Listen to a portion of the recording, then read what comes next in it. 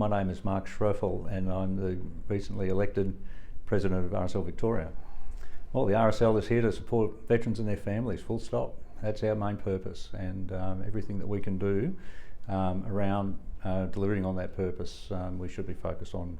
I think the challenges for the RSL is the world's moved on and we need to make adjustments to make sure that our organisation is still fit for purpose and that we're able to deliver on that mission, which is an enduring mission of providing that support framework and network for veterans and their families. It's a massive honour to be President, of course. There are some big shoes and some big personalities to follow through. I definitely want to acknowledge Rob Webster's contribution to the role over many, many years. And of course there was David McLaughlin before him and Bruce Ruxton and others. So there's a lot of history there, and it's with some trepidation that I accept the role. You know, I just hope that I can do the best I can to make, you know, an impact for the next stage. The one thing that I would focus on today is unity. We have different generations of veterans. They've had different experiences. We know the stories of the past about how, for example, how the Vietnam veterans were treated or felt that they were treated when they came back. We've got the younger generation today wanting to get more involved in the RSL and the decision making. We've got so much that unites us, and I think we should focus on that and build unity across the generations first and foremost. In doing so, we might prepare the organisation for the next transition, and hopefully we can make that nice and smooth, and we can build some succession and continuity into our way of doing things. I really didn't realise the impact the transition was.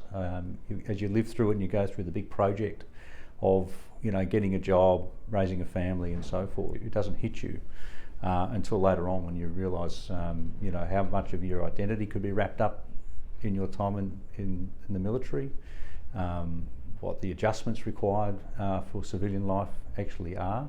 I think the research tells us that all veterans need connection, and we need to use our networks and our skills as peers and peer support roles, or just as mates to help one another make the transitions needed, to provide support where it's needed, and just to provide that social connection.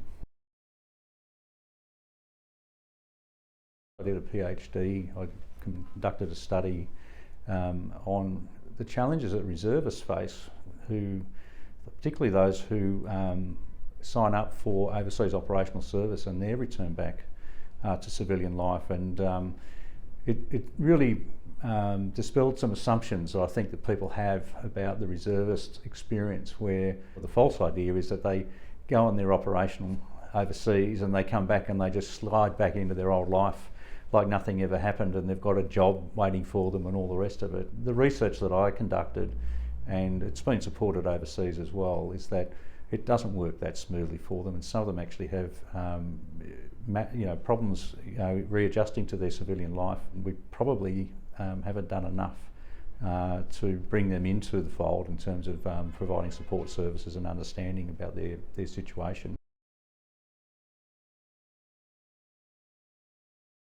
We are a charity, and our charity is focused on providing a network of support for veterans for whatever it might be, whether it's social or more complicated needs. You do not have to be a member of the RSL to be a beneficiary of the RSL.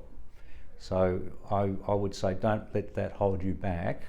If you want to get support with a claim through DVA, for example, or you've got something else that you'd need to talk to somebody about, the RSL is there for you. You do not need to be a member. And if you want to become a member and you want to participate in what we do and support our program, then you're very welcome. But the RSL is not about seeking membership, it's about delivering on services to veterans and their families first and foremost.